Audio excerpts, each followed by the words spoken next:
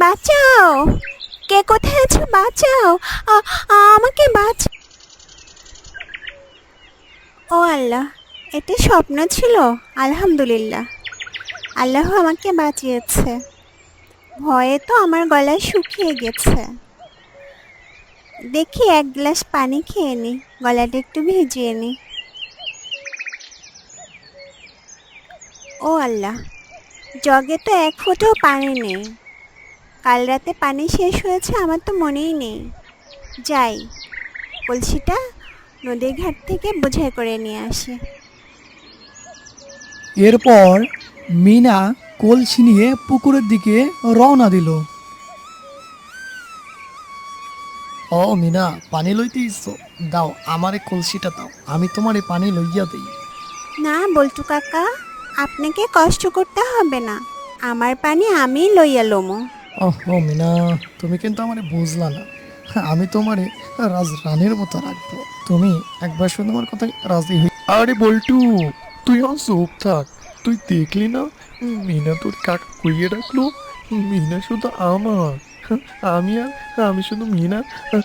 মিনা শুধু আমার। ঠিক বলছি না মিনা? কেলটু বল্টু, আপনারা দুজনই আমার কাকা। আপনারা আমার পথ ছাইড়া দাঁড়ান, আমারে পানি লইতে দেন। কেলটু আর বল্টু এইভাবেই মিনাকে বিরক্ত করতে লাগলো। আর তখনই জমিদারের ছেলে রাজপুত মিনাকে দেখে এগিয়ে আসলো আর বলতে লাগলো, কিরে কেলটু আর বল্টু, তোরা পুকুর পাড়ে বসে আছিস?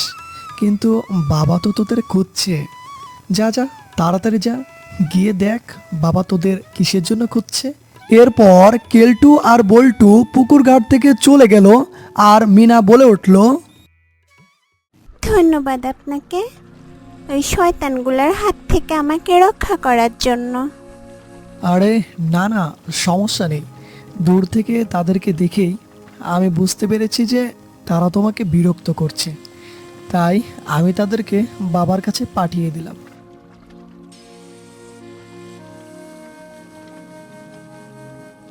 কিন্তু কিছু দূর যেতেই মিনা দেখলো জমিদারের ছেলে রাজপুত মাটিতে পড়ে আছে।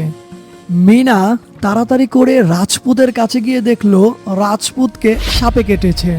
মিনা চিৎকার করে বলে উঠল, কে কোথায় আছো? তাড়াতাড়ি আসো, জমিদারের ছেলেকে সাপে কেটেছে।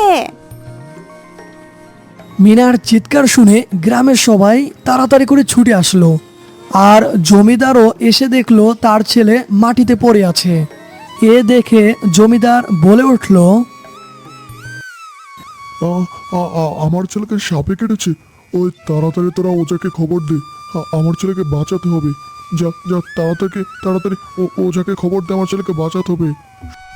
জমিদার মশাই, আপনাকে ওঝা ডাকতে হবে না, আমি আপনার ছেলেকে ভালো করে দিতে পারবো। সত্যি? সত্যি বলছো মা? তুমি আমার ছেলেকে ভালো করতে পারবে? তো তো বেশ বেশ, দাও না, দাও না, আমার ছেলেকে ভালো করে দাও না, ভালো করে দাও। এরপর মিনা তার মুখ দিয়ে সমস্ত বিষ তুলে ফেলল এবং জমিদারের ছেলে ভালো হয়ে গেল। এই দেখে জমিদার খুশিতে আত্মহারা হয়ে মিনাকে তার মেয়ে বানিয়ে নিল, কারণ এই দুনিয়ায় মিনার আপন বলতে কেউই ছিল না।